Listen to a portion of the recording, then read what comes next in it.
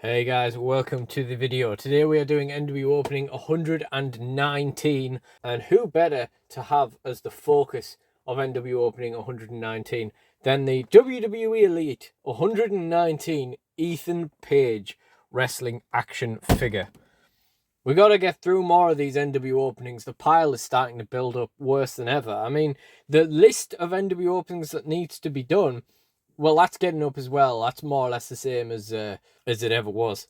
But somehow that means that there's even more figures lingering around in my room than usual. So we need to get into these guys. Now, thankfully, Ethan Page was actually one of our space-saving action figures when we sold his AEW figure and then waited for the WWE one to come out. And then, of course, the WWE one got reduced in space, so we picked this up for £15 after having sold the AEW one for £35. It's a pretty cool action figure. Ethan Page is a pretty cool guy. He's one of my new modern favourites from his toy hunts, etc. And, of course, we wanted to pick up his first Elite, or at least just pick up an Elite of him in general. And you know what? I'm pretty happy with it. It's a pretty nice figure.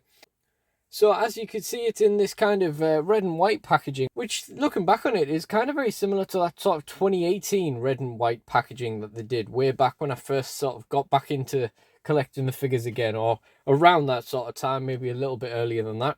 Although I'd be lying if I said that I necessarily cared for this compared to some of the other Elite packagings we've had recently, but this one has Ethan Page's smiley face on it at least. So we've got the exact same picture of him on the side, of course, and the rest of the wave. Just not one for me. Liv Morgan, Ethan Page, Bron Breakker, Dexter Lumis, Dirty Dom, and John Cena. Is that the John Cena we got? I can't remember.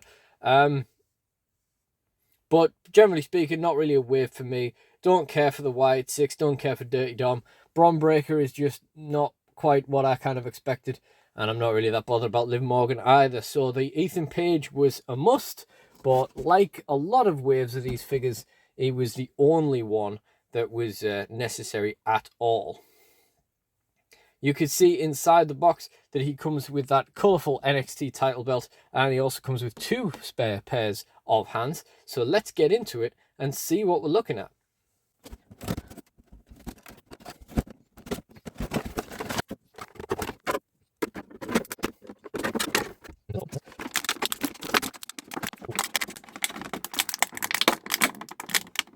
Oh, is there a second tie on his arm? On his bicep? But there wasn't on the other arm? What? That's like, not his bicep, like around his elbow, but that is well, that's something I've not encountered before.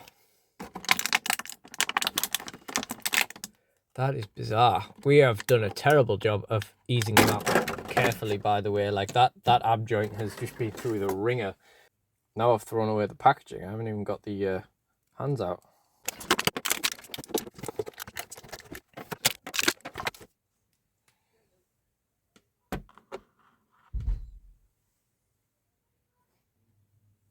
Guys, I genuinely just talked about this figure for like 2 minutes, and then realised I hadn't actually started playing the video again, amongst various reasons why I stopped filming. Okay, so he's now pointing to his head, which is not on properly. His head did get a bit stuck in the packaging, and of course we have that running thing with Mattel heads now where they just bobble around. But this one literally isn't on the peg. It is literally not on. Come on, focus in. Literally not on the Ethan peg. And I can't push it in, so that's going to have to be a boil job later. We also noticed these lovely black marks on his wrist, and 2 of them on his bicep. Great stuff straight out of the box. He does have one on his cheek as well, but that one kind of works. It's like a mole. And as you can see from the head not being on properly, that is the only way we can display him. So, yeah, just keep pointing at your head for now. You just keep pointing at your head, sunshine. Other than that, I'm wondering, why is this head not smiling? In the ring, he's a conceited guy, he doesn't stop smiling. Outside the ring, he's a nice guy, doesn't stop smiling. And when he does his pose, where he puts his finger in his dimple, he's always smiling. So what you've got here is a guy who hates open mouth scans, wondering why this guy doesn't have his teeth out. I mean, we could have just traded a pair of hands for a second head, in my opinion.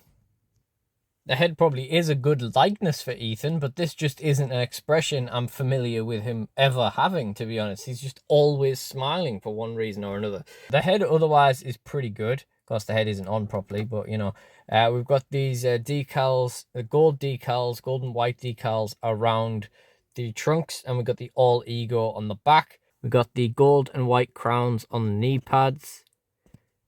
Focus, focus, focus. And we've got the crown on the boot as well.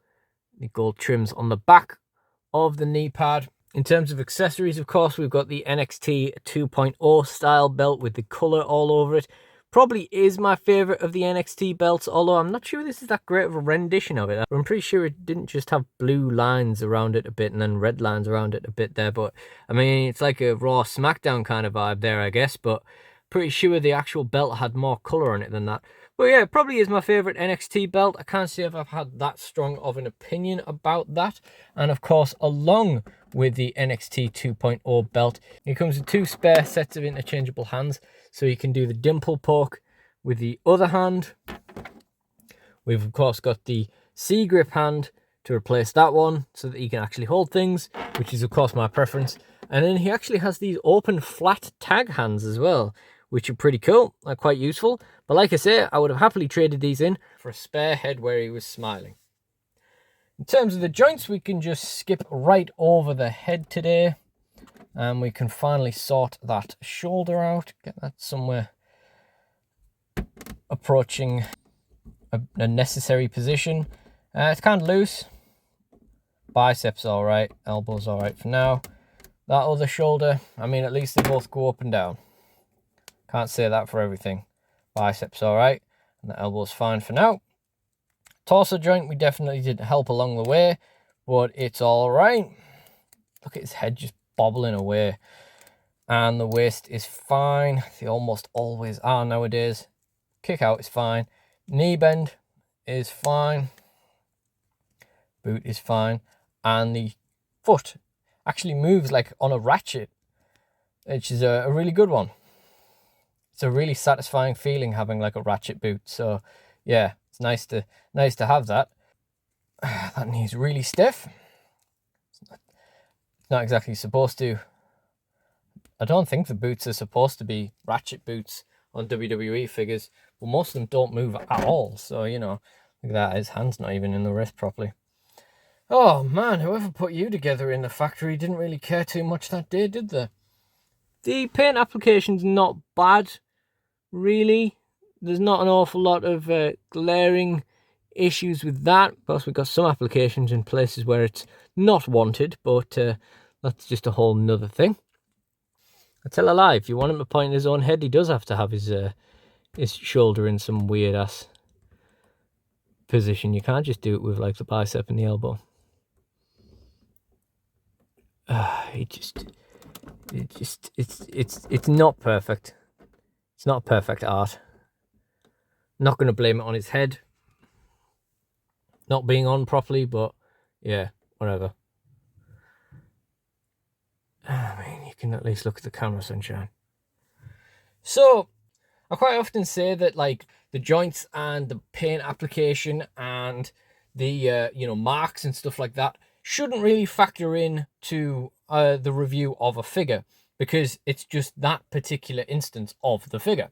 However, it also is reflective of the service that Mattel is providing to you, the quality of the figure that they are providing to you, the standards that they are willing to hold it to. And therefore, this Ethan Page falls down in that regard in a few places. The head isn't even on properly. There's marks up and down his arm, which I wish I could say you didn't get with every Mattel figure. The paint application is actually all right. The joints are actually all right. We do have a loose shoulder there. It's not super loose. It's a little bit loose. It's absolutely fine, really, for now. And, of course, both the shoulders do actually move, so that's a plus. Then again, his head literally isn't attached, so, you know, that's not great. And the head, of course, I don't know when you would ever not want an Ethan Page head to be smiling. Like, I don't know. I never really thought I'd feel that strongly about it, and I never really thought in general that I particularly think about expressions that wrestlers should have on their figures, but he should probably be smiling. But all that being said, I do think this is a pretty decent figure, and it's not one that's super expensive. So, you know, if you were wanting to pick this up, there's not really any reason not to. And that all being said, what I like to do to finish off my figure unboxings is talk about what they're going to be doing in my figure fed. So, like I mentioned earlier, Ethan Page is one of my few modern favourites, and as such, he gets to have a run out in the DSW roster. There's not exactly any coherent plans for what I would use him for or anything like that. To be honest, he might not even turn up straight away. He might just sit on the shelf for a few years while I don't actually film anything. But he'll probably turn up in some role or other at some stage.